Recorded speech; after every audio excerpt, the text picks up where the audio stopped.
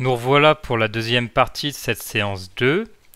Je vais vous expliquer dans cette partie comment s'organise le stockage dans ArcMap, globalement, et en évasant un petit peu sur les systèmes de base de données en général, mais sans aller vraiment dans le détail. Donc là, je vous ai mis quand même quelques bibliographies qui ne s'appliquent pas uniquement au cours d'aujourd'hui, qui s'appliquent quasiment à l'ensemble du cours, notamment pour cette bibliographie-là, qui est le livre qui s'appelle SIG, vous le retrouverez à la BU, et sinon il est disponible sur le portail ScholarVox, qui est disponible aussi via le portail de la BU. Quand vous allez dans e-bureau, bibliothèque, ressources en ligne, vous marquez SIG, vous allez dans les documents en ligne et vous allez le trouver en premier. Ce livre est très intéressant, mais il est très complet et donc vous risquez de vous y perdre un peu. Mais en tout cas, ça vous montrera toute la diversité de ce qu'est un système d'information géographique et notamment, là vous le voyez, le stockage et plein d'autres choses. Là par contre, ces sources-là sont un petit peu plus axées à base de données et système de gestion de base de données. Vous avez déjà le site d'ArcGIS parce que ArcCatalog que vous utilisez dans ArcMap est en fait le système de gestion de base de données de ArcGIS. Donc ils vous en diront un petit peu plus sur leur site. Et ensuite vous avez cette bibliographie-là qui vous donnera des éléments pour comprendre un système de gestion de base de données qui est assez utilisé. Donc là j'ai plus le nom parce qu'il est assez compliqué. Et là vous avez deux ressources qui vous expliqueront ce qu'est une base de données hiérarchique, en réseau relationnel, une base de données objet, qui sont les quatre bases les plus utilisées en SIG, même si les bases objets sont un peu encore en cours de développement. Et d'ailleurs les bases en réseau sont très peu utilisées aussi parce que les bases relationnelles sont beaucoup plus efficaces. Donc c'est quoi la différence entre une base de données hiérarchique et relationnelle? Bon, eh bien, je vais tout simplement vous présenter celle que j'utilise moi au quotidien, qui est ma base de données hiérarchique. Là, vous voyez tout de suite que ça ressemble à un arbre, et du coup, on comprend cette idée de hiérarchisation. Vous voyez, j'ai le dossier mère qui s'appelle données montagne de Reims, parce que MR du coup, parce que c'est le secteur que j'étudie. Vous voyez qu'il y a plein de sous-dossiers et dans chacun de ces 12 sous-dossiers, on va retrouver de la donnée directement. Donc la BD Topo, la BD Charme, la BD Carto. Et chacune de ces bases de données en fait renferme une multitude de documents. De la même façon pour les scans 100, le MNT, donc modèle numérique de terrain, etc. Et donc ça, c'est vraiment le modèle de ma base de données, puisque évidemment là, ce n'est qu'une image. Par contre, on peut avoir accès à la base de données. Vous voyez ici, si on compare les deux, eh bien on a bien, par exemple, données raster, donc données raster, données actuelles, et scan 25, scan 25. Et on arrive ici du coup sur le scan 25, soit de la Marne entière, soit de la montagne de Reims. Et là, on va retrouver tous les documents qui constituent finalement le secteur d'étude de la montagne de Reims sur le scan 25, qui est la carte topographique au 1/25 millième, que vous connaissez sûrement très bien. Donc, en partant de là, vous voyez ce qu'est une base hiérarchique. Si on peut se poser la question, c'est quoi une base de données relationnelle? Eh bien, pour ça, je vais vous donner un exemple qui est relativement parlant. Je vais aller l'ouvrir et je reviens. En fait, je l'ai déjà ouvert. C'est quand on va sur le site de l'INSEE. Sur le site de l'INSEE, en fait, vous pouvez retrouver des données statistiques. Donc, on peut mettre données statistiques. On va voir ce qui nous ressort. Et là, par exemple, on a tissu économique 2021, base de données. Et donc ici, vous allez pouvoir télécharger la base de données. Donc c'est un .xls ou un .csv. C'est tous les deux des fichiers qui s'ouvrent sous Excel. Donc on peut se dire, comment est-ce qu'on fait pour ouvrir un fichier Excel? Est-ce qu'il va y avoir des localisations dedans? La réponse est non. Donc là, je l'ouvre. Donc ça se présente de cette façon. Et vous allez trouver finalement des bases de données comme ça. Donc ça paraît extrêmement brut vu comme ça, avec le nombre d'établissements commerciaux, etc. Et vous avez juste ici un code géo. Et donc ce code géo, cette colonne-là, en fait, ça correspond à un carroyage qui existe et qui est disponible sur le site de IGN, qui permet de faire le lien entre chacune des lignes ici et un endroit en France. Donc vous voyez, la plupart des bases de données, elles s'organisent de cette façon. Donc ça veut dire on va ouvrir Paint pour faire un petit dessin.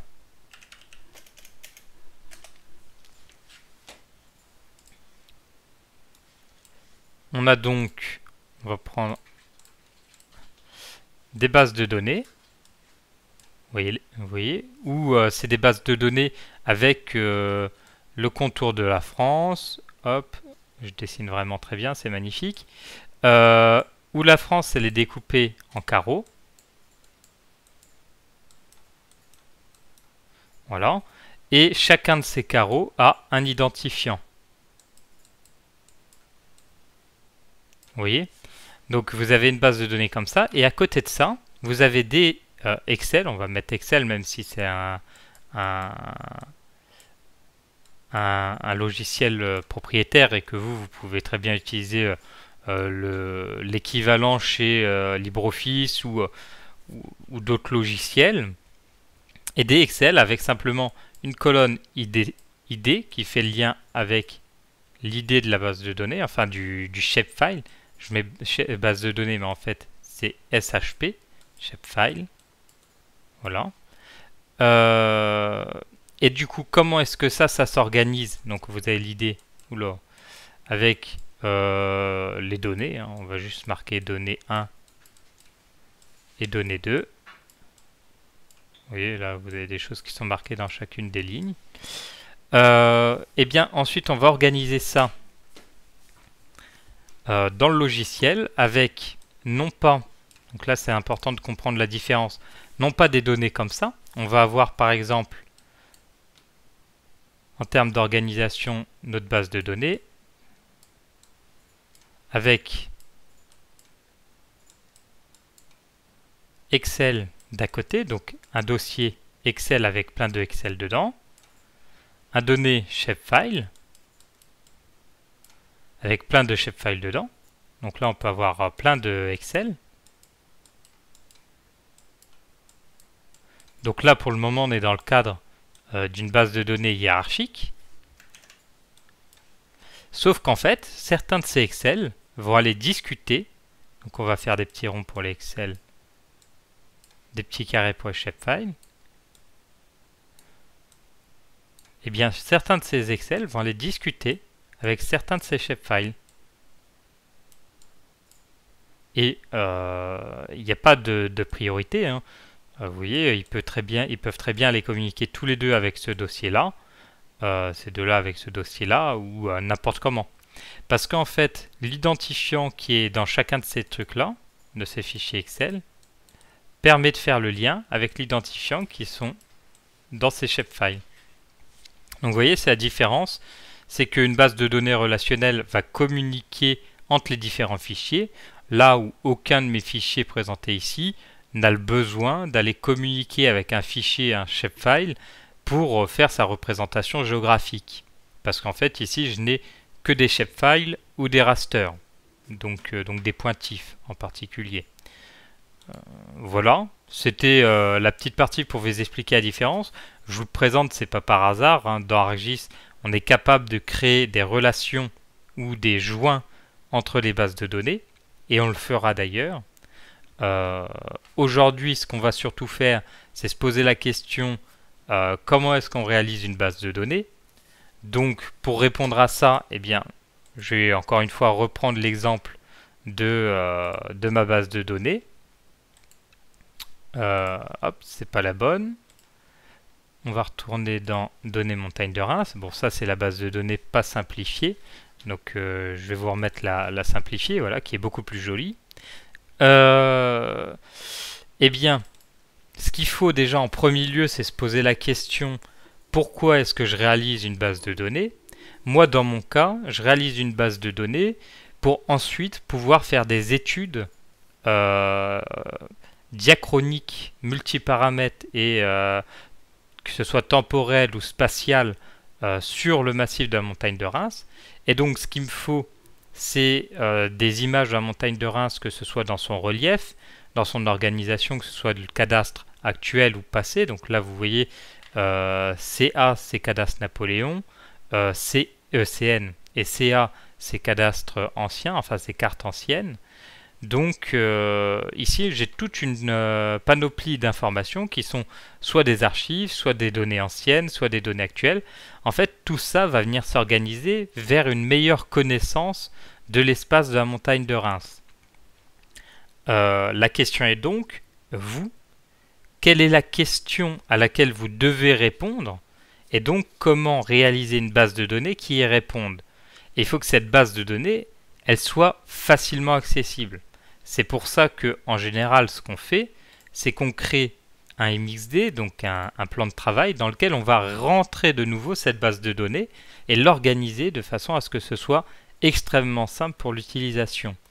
Donc évidemment, si vous êtes le seul utilisateur, peu importe la façon dont vous organisez les choses, du moment que vous vous y retrouvez, mais si cette base de données a une vocation à être transmise à différents acteurs, et bien dans ce cas-là, il faut qu'elle soit simple et compréhensible.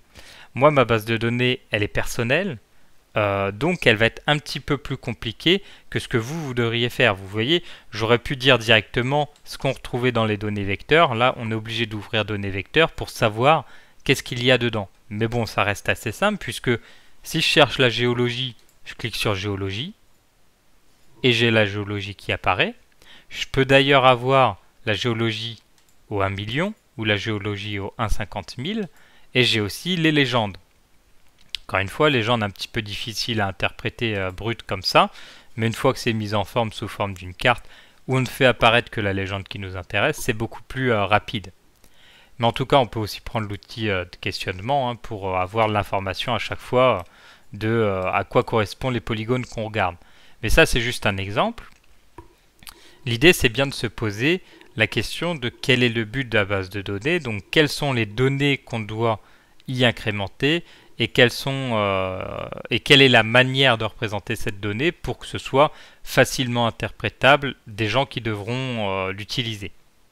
Donc maintenant que nous avons vu cette petite partie de cours qui était illustrée par un exemple qui était déjà réalisé, nous allons faire un exemple ensemble et ensuite vous aurez l'exercice. Du coup, l'exemple qu'on va essayer de réaliser, c'est de faire une base de données qui répondra à la question comment venir à Reims et donc quand on est parisien. Voilà, parce qu'il faut un petit peu cadrer les choses, sinon ça va être extrêmement vague comme sujet. Donc pour répondre à cette question, bon bah moi ce que j'ai fait c'est que j'étais sur le site de Reims, parce que moi j'habite à Reims, donc je me pose pas la question de comment y aller quand on vient d'ailleurs. Et donc la réponse elle est simple, c'est en train, en avion, en voiture, en bus. On s'entend bien qu'on va pas pouvoir mettre dans notre SIG, enfin on pourrait le faire en ajoutant les lignes et tout, mais on va pas le faire. Mais en tout cas, on s'entend bien que les voitures, le bus et sûrement les autres moyens de transport comme les taxis et tout, bon bah c'est la route qu'ils vont utiliser.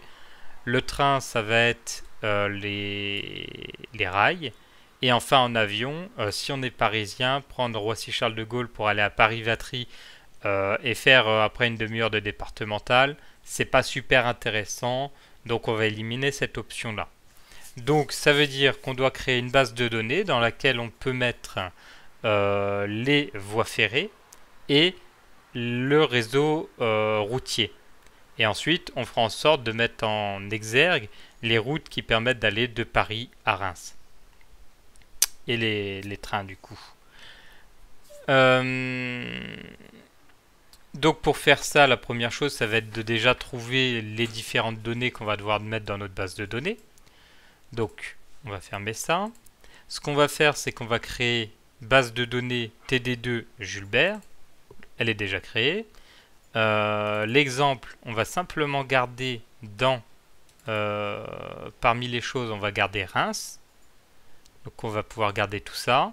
FRA admin, on va le conserver parce qu'on retrouvera le polygone de Paris. Par contre, ça, on supprime. Et l'exercice, on le supprime. Donc ce qu'on va faire, c'est qu'on va ressortir ces deux données-là dans la base de données. Vous voyez, on l'a ressorti ici. Et comme ça, déjà, là, on a extrait parmi notre base de données initiale les informations qui vont nous intéresser, c'est-à-dire Reims, la France, où on ne ressortira que le polygone de la France et le polygone de Paris, qu'on pourra ensuite transformer en points comme on l'a fait pour Reims. À voir, ça va se réfléchir. Il nous faut, ce qu'on va aller chercher sur internet, le shapefile du réseau routier. Ouais, enfin peu importe, routier. Liaison du réseau routier national, DataGouv. D'accord, ça paraît pas mal. En plus, c'est marqué que ça provient d'un service public certifié, ce qui est bien, c'est-à-dire qu'il sera de bonne qualité. Donc, on cherche ici CSV, non, zip, zip, zip, zip, zip, zip, zip. Bon, ça va être lequel? Là, c'est marqué réseau routier national shapefile. Ça paraît pas mal. Donc, c'est un zip, on le télécharge. On regarde ce qu'il y a dedans. Et là, on a bornage et VSMap. Bon, bah, on va regarder à quoi ça correspond. Hein. Donc, comment est-ce que je fais? Eh bien, une fois que le fichier est ouvert, je vais passer par ma base de données et je vais mettre ici nouveau RRN 2020. On va voir si ça correspond à ce qu'on cherche, hein, parce que moi, ça me dit pas grand-chose cette couche-là. J'utilise pas celle-ci en général. Et on va ouvrir ArcMap.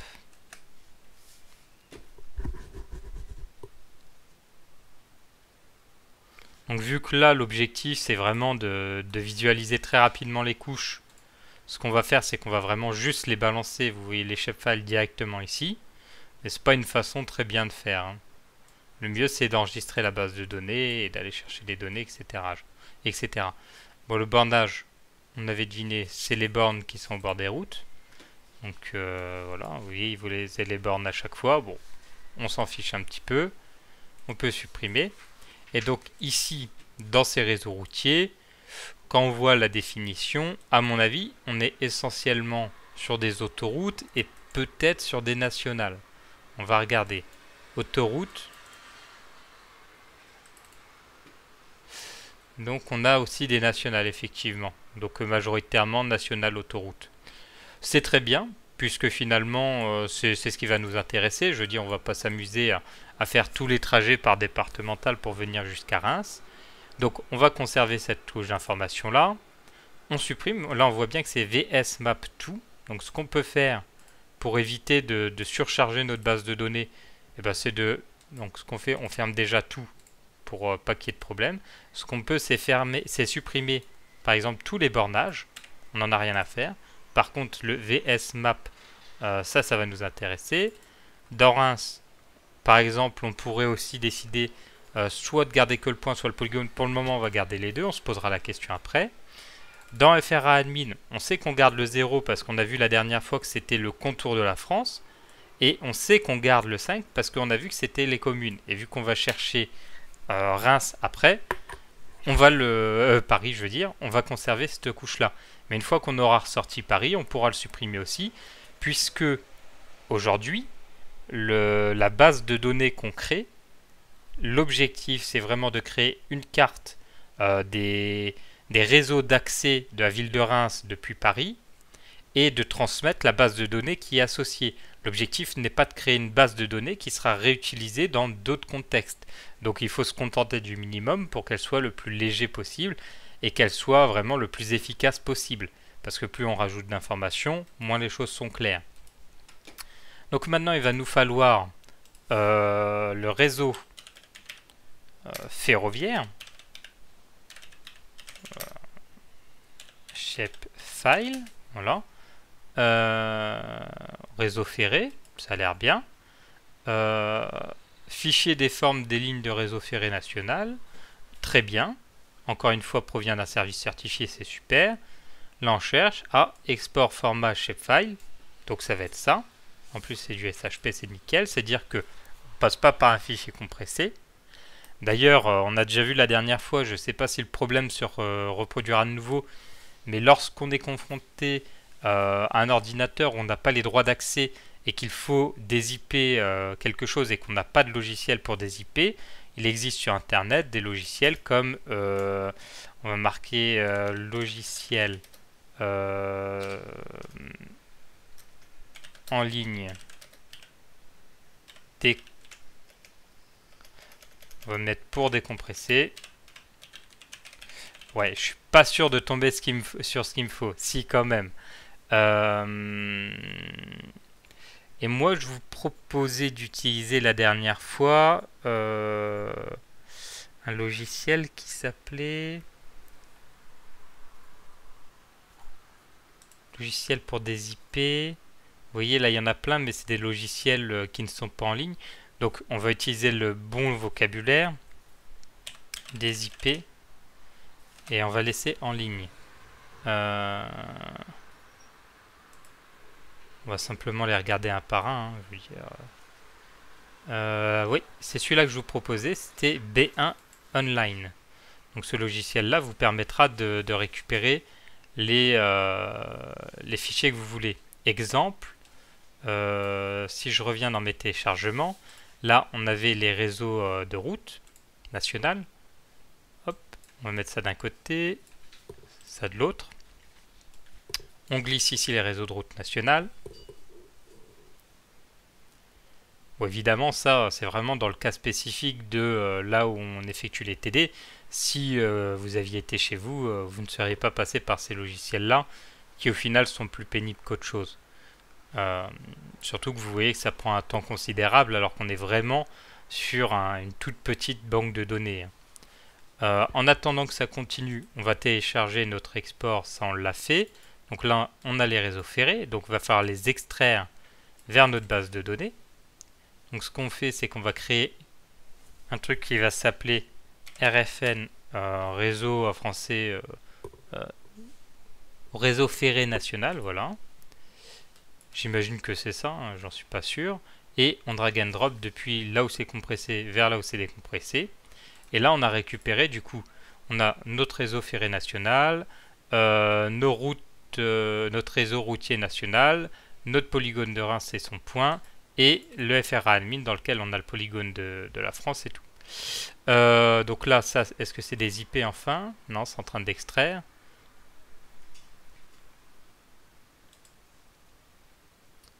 Ah, vous voyez, c'est quand même le désavantage de passer par ce type de site. Hein. C'est toujours un peu long. Mais bon, quand on n'a pas le choix, on n'a pas le choix. On va passer par... on va rouvrir ArcMaps pour faire la suite. Parce que bon, on va pas attendre à regarder 10 ans ça. Donc là, on ouvre ArcMap. Donc c'est ça aussi, si vous voulez être efficace, il faut être capable d'être un peu flexible. Et de se dire, ah bah tiens, là... il faudrait que j'aille faire une autre tâche en attendant que celle-ci se réalise. Et bien là, par exemple, ce qu'on va faire, c'est qu'on va prendre FRA admin. Donc le 0, on vérifie, c'est bien le polygone de la France, très bien. Et le 5, c'est bien les communes.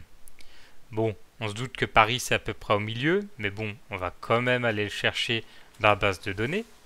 Et là, je vais vous montrer, donc on avait déterminé la dernière fois que le name 5, c'était les communes. Là où le name 4 c'était les cantons et le name 3 c'était, je ne sais plus le nom que ça portait, mais c'était une échelle un peu plus grande. Donc dans le name 5 on veut chercher uniquement Paris. Donc comment est-ce qu'on fait? Ce qu'on va faire, c'est qu'on va aller dans sélection, sélection par attribut, puisque là on veut aller chercher un attribut dans la table attributaire. On veut aller chercher, vous voyez, select from, donc le nom de la couche, dans la colonne qui va s'appeler name4, et on veut que le nom il soit égal, donc un petit point, c'est l'apostrophe du 4, on va marquer Paris, et un autre apostrophe. Si l'orthographe n'est pas bonne, il ne trouvera rien. Deuxième possibilité, je pense que c'est le cas, Paris c'est sûrement par arrondissement, donc là il ne trouve pas Paris. Ça aurait marché avec Reims, on peut essayer avec Reims, parce qu'il faut l'écrire exactement comme c'est dans la table attributaire, sinon ça ne fonctionne pas. potentiellement je pourrais faire ça. Non, peu importe. On va essayer avec Reims, juste pour vérifier que ça fonctionne bien. Vous voyez, avec Reims ça fonctionne. Donc Paris c'est un cas un peu particulier. Ce qu'on va faire, c'est qu'on va directement sélectionner la zone de Paris pour pas avoir à chercher partout en France. Donc là on voit la Seine qui circule ici.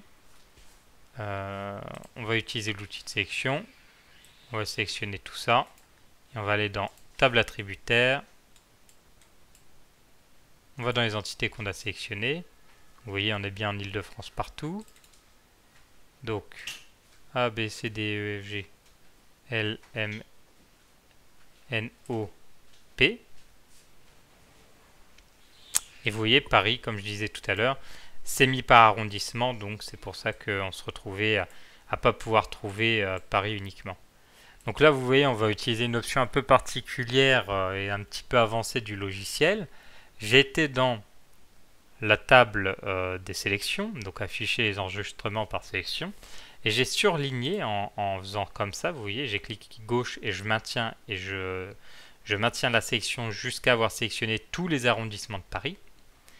Et ce que je vais faire, c'est qu'ici, vous allez désélectionner les enregistrements sur brillant. C'est pas ce qu'on veut, nous, c'est resélectionner les enregistrements sur brillant.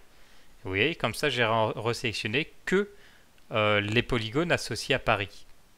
On ferme, et on voit que là, on a bien Paris, on reconnaît bien la forme caractéristique. Donc, ce qu'on fait ensuite, c'est qu'on va exporter les données, les entités sélectionnées. On va aller l'exporter dans notre base de données, dans un nouveau fichier qui va s'appeler Paris. On va l'ouvrir et on va nommer ça Paris. On enregistre, OK, on ajoute, et maintenant on peut supprimer FRA5, et si on veut, on peut même le supprimer ici, et supprimer aussi les autres fichiers qui lui sont associés. Et licence, on peut le supprimer aussi. Donc maintenant, si on ouvre, si on regarde notre base de données ici, on voit que Paris a disparu. Ici, on n'a plus que le polygone de la France. Là, on a les polygones de Paris, Reims, et notre base de données est complète. Mais il faut tout de même la réorganiser avant d'utiliser différentes données. Pour cela, nous allons créer des fichiers thématiques. Par exemple, on va créer des fichiers communes dans lequel on va mettre Reims et Paris. Vous voyez ici, vu qu'elles ont été importées dans le logiciel ArcGIS, eh bien il m'empêche de déplacer les fichiers puisqu'ils sont en cours d'utilisation. Donc on va fermer ArcGIS et on va recommencer. Cette fois-ci, pas de problème. On va aussi renommer ce fichier. On va le renommer France, puisque c'est le contour de la France. Et on va créer un troisième fichier qui s'appellera voie d'accès. On va pas mettre d'accent, donc on va écrire comme ça. Voilà. Voie d'accès. Et dedans, on va mettre du coup les réseaux de voies ferrées et les routes nationales. Donc, les acronymes sont plutôt corrects. On va enlever le 2020.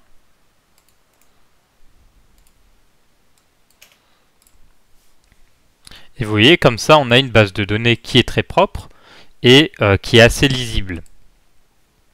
Ce qu'on va faire, c'est qu'on va réouvrir ArcMap.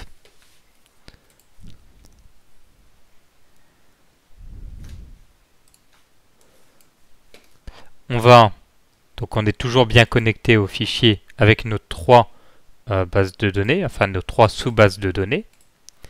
On va pouvoir ajouter en premier le contour de la France. Donc là vous voyez, je ne suis pas très satisfait de ça. Ce que je vais faire, c'est que je vais supprimer, je vais passer en 2149, 2154, voilà, RGF 93. Et là quand on va rajouter le polygone, ça va être beaucoup plus joli. Très bien. On va rajouter le polygone de Paris, le polygone de Reims, et on va rajouter les réseaux de voies ferrées et les routes. Donc si on zoome maintenant sur la zone Paris-Reims, on voit cela. Ce qu'on va faire, c'est qu'on va mettre le contour de la France en gris clair, même plus clair que ça, pour que ce soit moins... oula. Voilà, ça va être mieux comme ça. On va même mettre encore plus clair. Voilà, très bien. Donc vous voyez ici, on a énormément d'informations parasites. Donc ce qu'on va faire, c'est la même chose qu'on a pu faire précédemment. On va extraire juste les informations qui nous sont utiles. Donc pour ça, on va le faire à la volée. Donc on peut désactiver déjà le polygone de la France pour le moment. Vous voyez ici, on a des outils de sélection. Et on va prendre l'outil de sélection lasso. On va prendre Reims. Et on va prendre simplement les routes qui vont au plus rapide sur Paris. Donc ça va être celle-là, enfin au plus court, hein, pas forcément au plus rapide. Et voilà, on va sélectionner tout ça. Donc évidemment, chaque ligne ne s'arrête pas forcément à Paris ou à Reims. Donc vous voyez, on est en train de sélectionner toute une arborescence de fichiers, enfin de routes et de voies ferrées partout autour. Ça, il s'agira de faire le tri ensuite. Mais dans un premier temps, ça permet déjà d'avoir moins de données à l'affichage. Donc ce qu'on va faire, c'est qu'on va ensuite exporter les données. Donc là, on pourrait se dire, ah ben si j'exporte ça, je vais exporter les routes et les voies ferrées dans le même dossier. Ce n'est pas le cas. Vous ne transférez toujours que ce qui est sélectionné. Donc ici, c'est uniquement les routes. Donc la A4 en particulier, qui est sûrement celle qu'on va sauvegarder à la fin. Mais ça, on verra ensuite. Donc, on fait un clic droit, données, exporter les données. On va les exporter dans notre base de données, donc dans les voies d'accès. Et ici, donc, dans les réseaux routiers nationaux. Et là, on va mettre route Paris-Reims. On va préciser que c'est un shapefile, donc un fichier de forme. On enregistre, on fait OK. On ajoute ici. On peut enlever ça et on peut supprimer ça. On va faire la même chose avec les voies ferrées.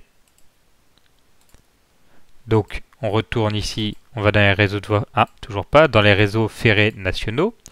Donc ici, on va mettre voies ferrées. Peu importe.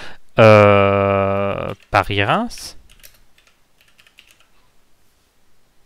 On peut quand même mettre un petit R majuscule. .shp, on enregistre. OK. On ajoute à la base de données. Et ce qu'on peut faire, c'est supprimer encore une fois les réseaux de voies ferrées globaux. Donc là déjà, vous voyez, on a pas mal écumé notre base de données. Ce qu'on va faire, c'est ensuite qu'on va ouvrir l'outil de sélection. On va faire modifier, ouvrir la session de mise à jour. Et on va venir supprimer tout ce qui ne nous intéresse pas. Vous voyez, ça ne nous intéresse pas. Ça non plus. Ça non plus. Tout ce qui est de ce côté-là, ah, ça va peut-être nous intéresser. Ici, ça ne nous intéresse pas. Oula. Ça ne nous intéresse pas. Hop, ça non plus. Voilà, on peut zoomer. De toute façon, qu'est-ce qui va nous intéresser? C'est cette route-là, enfin cette voie ferrée-là. Et ensuite, j'imagine qu'on est déjà dans Paris. Là, c'est parce qu'on est dans les arrondissements. Là, on est déjà dans la couronne. On peut garder ça. Faut voir. Qu'est-ce que c'est marqué sur cette ligne-là? On va à la table attributaire, on l'a sectionné. Donc, là, on n'a pas beaucoup d'informations. C'est un peu embêtant. Ça aurait pu nous aider à décider. Mais bon, là, moi, je connais cette voie ferrée-là. C'est celle qui fait Paris à Reims-Strasbourg. Mais bon. De toute façon, on va rester, on va dire, évasif. Donc, ce qu'on va faire, c'est qu'on va juste sélectionner ça. Il faut faire attention parce qu'on pourrait, par mégarde, supprimer une autre couche. Là, a priori, vous voyez, je ne suis pas capable de le faire. Donc, c'est très bien. Hop. Et par contre, il ne me laisse pas supprimer. Donc, ce qu'on peut faire, c'est sélectionner la voie qui nous intéresse à Paris. ce petit morceau-là, ce morceau-là et ce morceau-là. Et ce qu'on va faire, c'est qu'on va se contenter juste de ça comme information pour Paris. On pourrait évidemment aller chercher un petit peu plus précis, mais bon, déjà on a le trajet à peu près. On ouvre, vous voyez, et là on peut faire un truc qui est fabuleux, c'est inverser la sélection avec ce bouton-là. Et là, on peut supprimer tout ce qu'on vient de sélectionner. Alors, je n'y arrive pas, donc on va sélectionner manuellement. On va supprimer. Et comme ça, vous voyez, on a énormément simplifié l'affichage. Ensuite, ce qu'on va faire, c'est qu'on va enregistrer les modifications.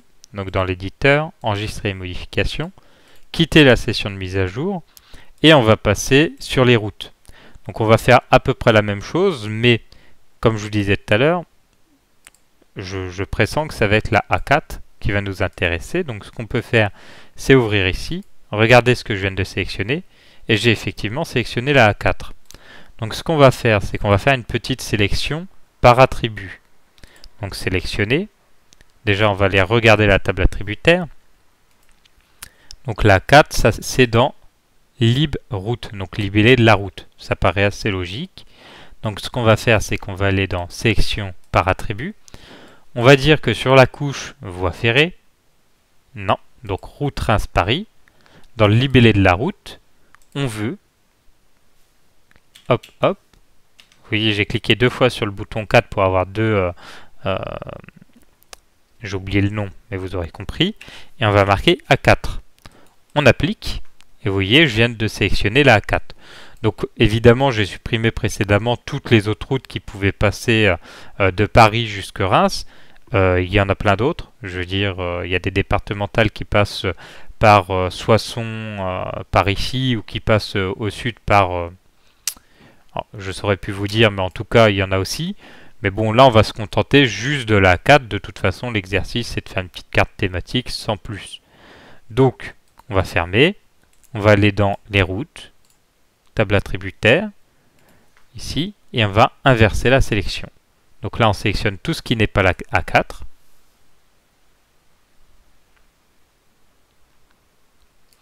On supprime. Ah, ça n'a pas l'air d'avoir si bien fonctionné que ça. On va le faire par étapes. Donc évidemment, il y a des solutions plus rapides. Mais là, l'objectif, c'est de vous montrer quelque chose que vous allez tout de suite réussir à appliquer. Ouais, ça va être embêtant. Bon, faisons quand même comme ça parce que j'ai peur que si je fais autrement, là, à ce moment-là, on va tout défaire.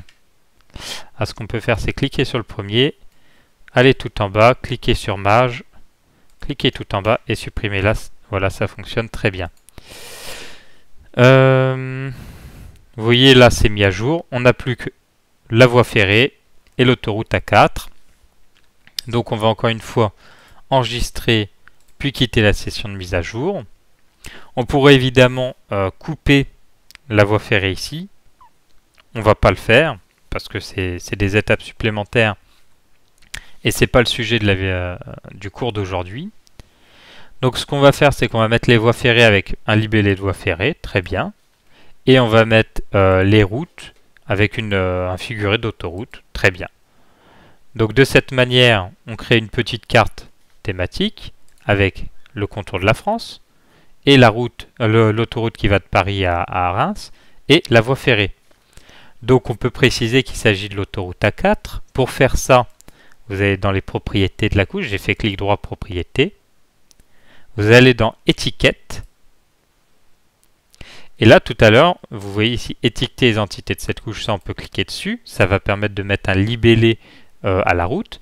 Par contre, ce qui va être important, c'est de préciser quel libellé on veut. Eh bien le libellé qu'on veut, c'est quel nom? Eh bien, c'est celui qui est libre route parce que ça correspond à A4. On fait OK. Et voilà, ça nous a affiché A4. Bon, 2 fois, on aurait pu le mettre plus ou moins. Il y a des options qui permettent de choisir en mettant dans les propriétés de placement. On va laisser comme ça, c'est très bien. De toute façon, le but n'est pas tellement de faire une jolie carte. Le but est simplement de faire une carte thématique et de créer une base de données qui soit bien organisée. Donc, on va renommer la couche qui correspond au fond de la France. Donc, j'ai double-cliqué dessus. Je vais dans Général. Et je vais juste marquer France, puisque c'est le fond de la France. On va ensuite dans la base de données, enfin dans excusez-moi, dans le mode de mise en page. On va zoomer sur cette zone-là. Et vous voyez, là on a une carte qui montre bien Paris, Reims. On aurait pu rajouter les étiquettes pour Paris et Reims. Ça aurait été un petit peu embêtant parce qu'il aurait fallu pour Paris faire une petite manœuvre. Donc je ne vais pas m'engager là-dedans parce que ça va être un petit peu compliqué à suivre pour vous. Mais en tout cas, vous pouvez réfléchir à comment mettre les libellés, notamment pour Reims. Et ce qu'on va faire, il y a une vidéo aussi sur ma chaîne YouTube qui va vous l'expliquer. On va rajouter un petit carton de la localisation de ce secteur-là, parce que finalement, là, on a du mal à savoir où est-ce qu'on est en France. Comment faire ça? Vous voyez, on clique sur couche, on clique sur contrôle, et on le glisse vers le bas. Ça duplique l'affichage. Si vous voyez, je prends mes outils l'outil de sélection d'éléments, et là, je vais le rétrécir, mon élément ici. Et vous voyez, j'en ai deux, parce que j'ai créé un deuxième bloc de données. Ce que je vais faire aussi, c'est que je vais faire un clic droit ici et faire zoom sur la couche. Vous voyez, c'est celle qui est active, c'est celle qui est entourée en bleu. Et vous voyez là, on a bien le contour derrière. Ce qui est embêtant, c'est que le fond là, il est transparent, du coup, on voit ce qui se passe derrière. Des fois, ça peut être bien. Là, aujourd'hui, c'est pas très efficace. Donc, on va dans les propriétés, bloc, et on va mettre un arrière-plan blanc. OK. Oui. Et vous voyez, comme ça, on a bien notre carte de localisation. Ce qu'on va faire, c'est qu'on va faire un clic droit, propriété, indicateur d'emprise, et on va dire à notre indicateur d'emprise d'afficher l'indicateur d'emprise pour le bloc de données, couche. Le premier, évidemment, c'est pas pour lui-même, ça n'aurait pas de sens. Et on va faire OK. Et vous voyez, en fait, le cadre que vous avez là correspond au cadre rouge qu'on retrouve ici. Donc ce qu'on va faire, c'est qu'on va quand même un petit peu zoomer sur la France métropolitaine. Hop, voilà. Ensuite, on va déplacer. Vous voyez, il faut venir clic droit ici, activer, parce que sinon on va toujours bouger sur ce bloc de données là. Mais là maintenant, vu que j'ai changé, ça clique sur le bon bloc de données. Ce qu'on va faire, c'est qu'on va ajouter une flèche du nord.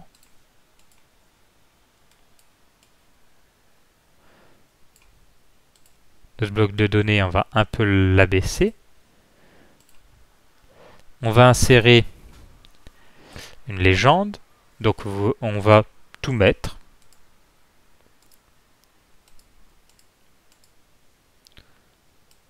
Vous voyez, c'est un peu dérangeant. On n'a pas ce qui nous intéresse ici pour les voies ferrées. Donc on va juste changer par des espaces. On va juste mettre voie ferrée.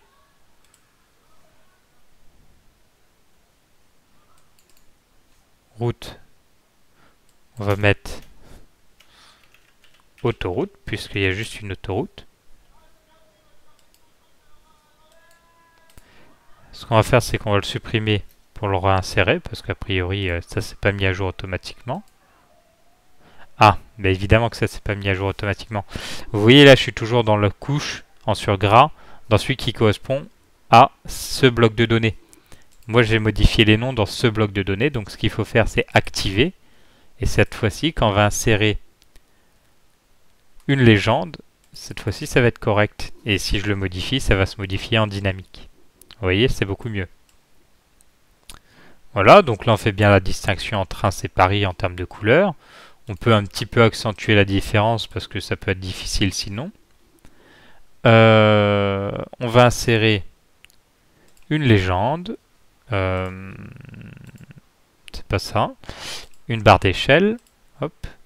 Donc là encore, il faut faire attention parce que si on s'est trompé sur le bloc de données qui est ajouté, eh bien l'échelle, ça sera pour la carte de France ici et pas pour le zoom là.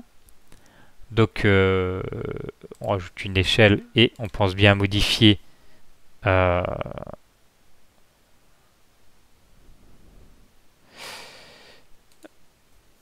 vois pas les unités. Ah, kilomètres, voilà. Et on va mettre km quand même. Bon, on va baisser un peu le nombre de divisions parce que là ça va être vilain. Là ça va être mieux. Voilà, c'est beaucoup mieux.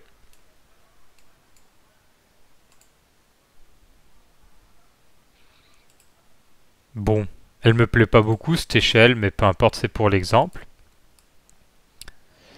Ce qu'on va faire, c'est qu'on va mettre la flèche du nord là. Voilà. Et puis, il va nous manquer les sources. Donc, on va marquer source. On a trouvé toutes nos données sur DataGouv. Je crois que c'était ça. De toute façon, vous modifierez si c'est pas ça. Sachant que c'est probablement OpenStreetMap, hein, il faut lire un petit peu les informations. Hop. Donc, il nous manque plus que le titre du texte. Et on va marquer plan d'accès de la ville de Reims.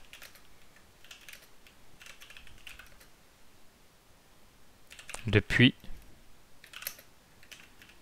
Paris.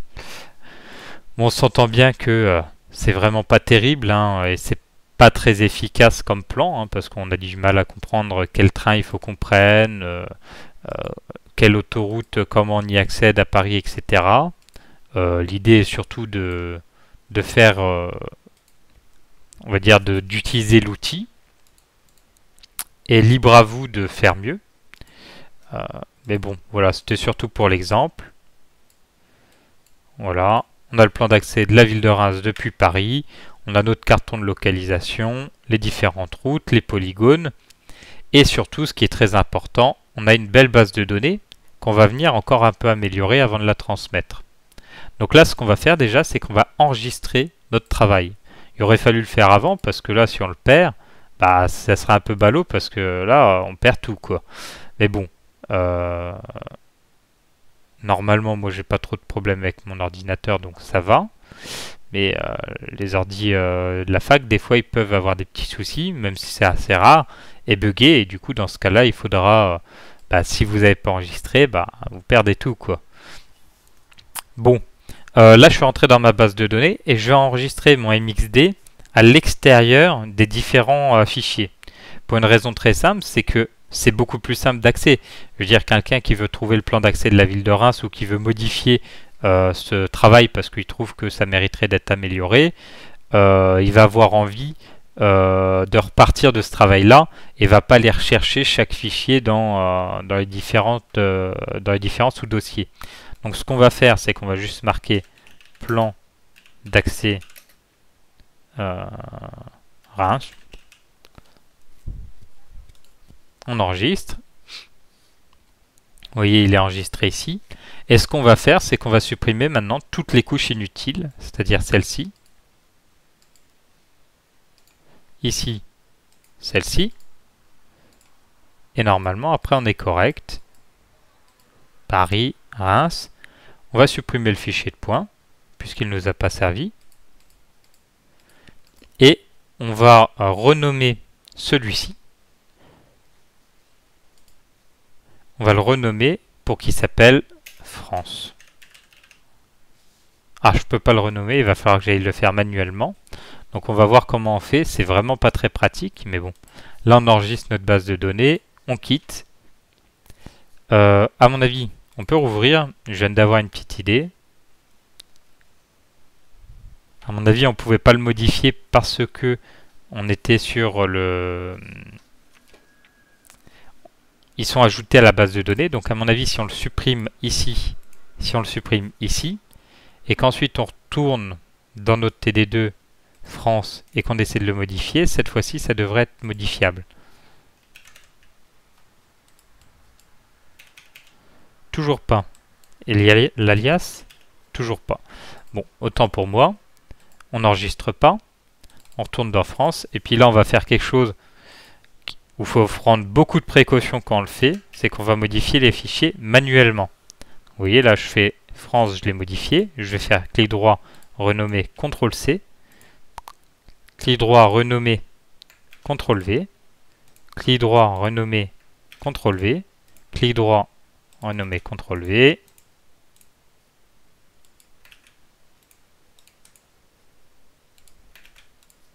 Voilà.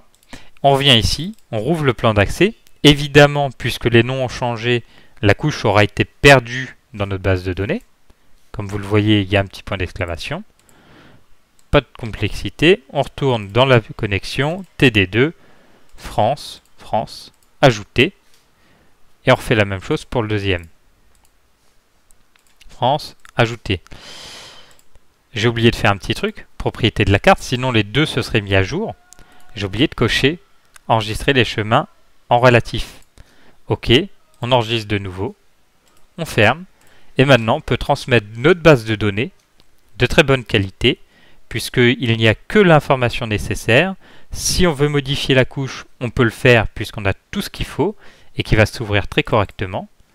La seule chose qui nous manque, c'est d'exporter la carte pour qu'elle soit visualisable directement dans la base de données. Donc pour ça, fichier, exporter la carte. On va aller dans le bureau, base de données TD2. Voilà. Et on va juste laisser plan d'accès Reims. On enregistre. On peut tout fermer. Et cette fois-ci, c'est terminé.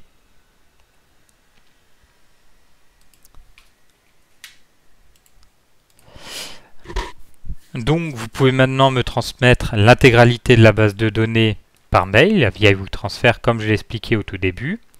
Et concernant l'exercice, eh bien, je vous le projetterai directement en cours. Voilà, j'espère que ces vidéos auront été suffisamment compréhensives et instructives. Et on se voit en cours.